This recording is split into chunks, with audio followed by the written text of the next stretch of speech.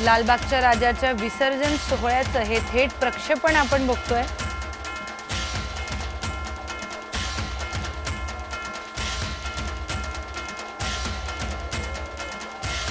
हा नवीन स्वयंचलित तराफा फुलांनी सजवण्यात आलाय।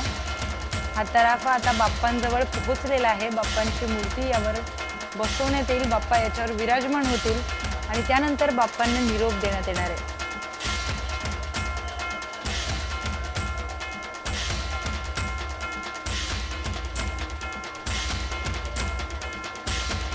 गणेश भक्तांची अलोट गर्दी आपल्याला दिसून येते आहे।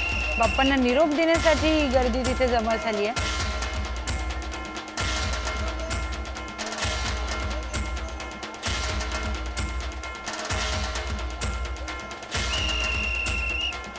विसर्जनाचे हे शेवटचे काही क्षण आपण बघतोय।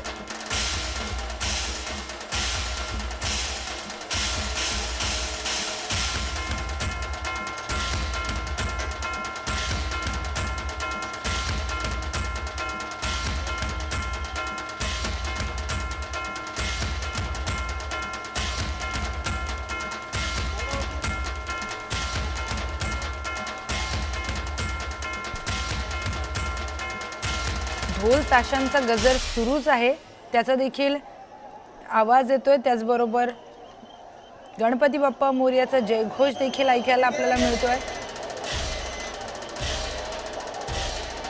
थोड्याच वेळामध्ये बाप्पाचं विसर्जन होणार आहे।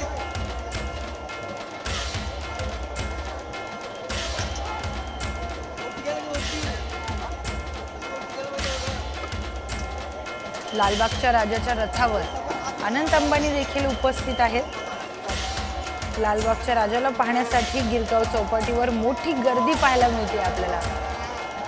कितीतरी गणेश भक्त हे समुद्र किनाऱ्यावर पाण्यात उतरलेले दिसत आहेत।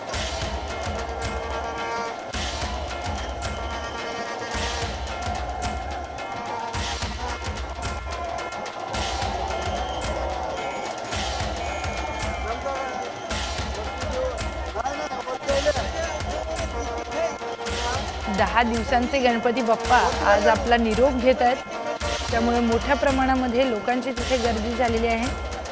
बाप्पाला निरोप देण्यासाठी सगळे गणेश भक्त हे भावुक झालेत। कालपासून ठिकठिकाणी मिरवणुकीला सुरुवात झाली आहे। राज्यभरात अनेक ठिकाणी बाप्पांचं विसर्जन झालंय, अनेक ठिकाणी अजूनही विसर्जन मिरवणूक सुरूच आहे।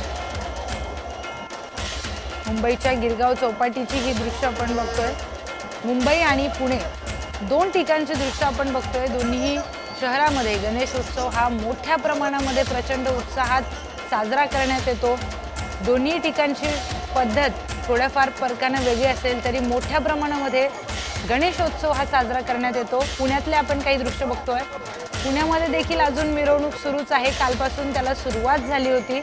सगळे मानाचे गणपती काल सकाळीच निघाले होते, पण अजूनही मिरवणूक ही सुरूच आहे। पुण्यातली ही दृश्य आपण बघतोय आणि त्याचबरोबर मुंबईची लालबागच्या राजाचे दृश्य आपण बघतोय।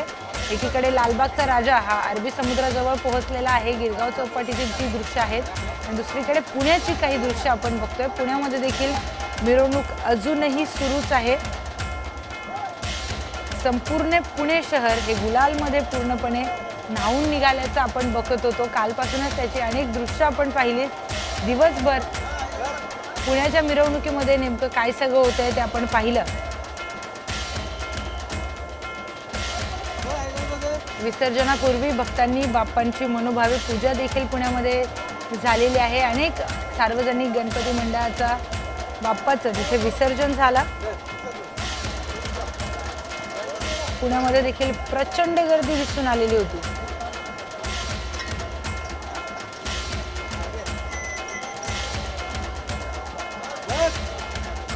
राज्यासह देशभरामध्ये देखील गणपती बाप्पाचा उत्साह यावर्षी दिसून आला।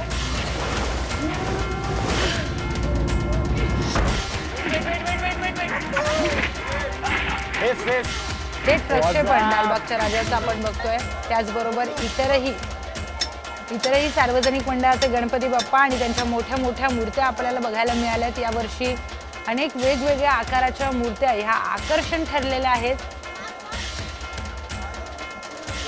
फक्त काही शेवटचे क्षण आपण बघतोय.